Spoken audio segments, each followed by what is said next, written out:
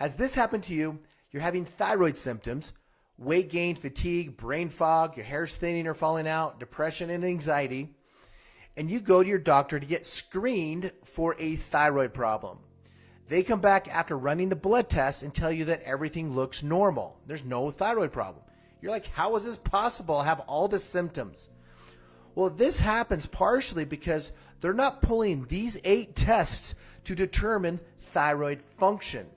What they're pulling is 2 markers, TSH and T4 typically, and they're only pulling those 2 because what they're really looking for is not thyroid function, is do you need thyroid medication?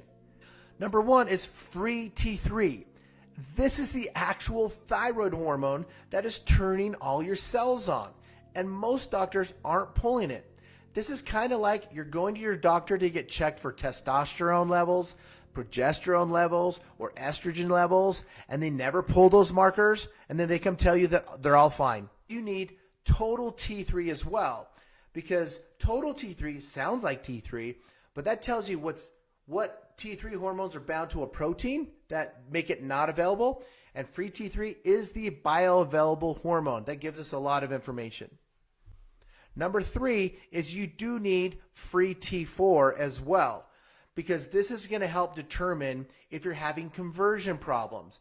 Because T4 is inactive, the body can't use it, and it has to send it through a conversion process that activates it into the free T3.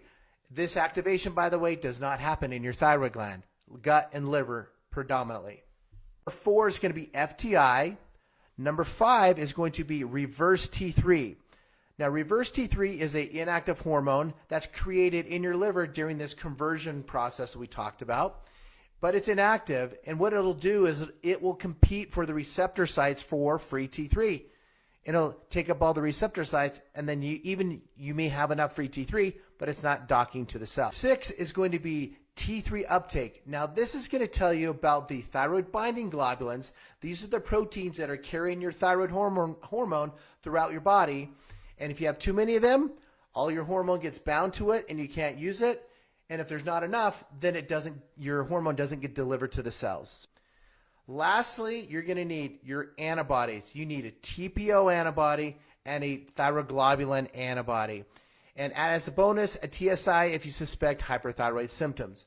But those 2 antibodies are going to tell you if you have Hashimoto's disease, which, by the way, folks, 90% of you, this is part of the problem, is Hashimoto's disease. Now, if you're sitting there and you've been begging your doctor to order these tests and they won't pull them because they usually won't, you can go to thelabstop.com and order those tests from us, and we'll provide that doctor's order for you if you're in the United States or Canada.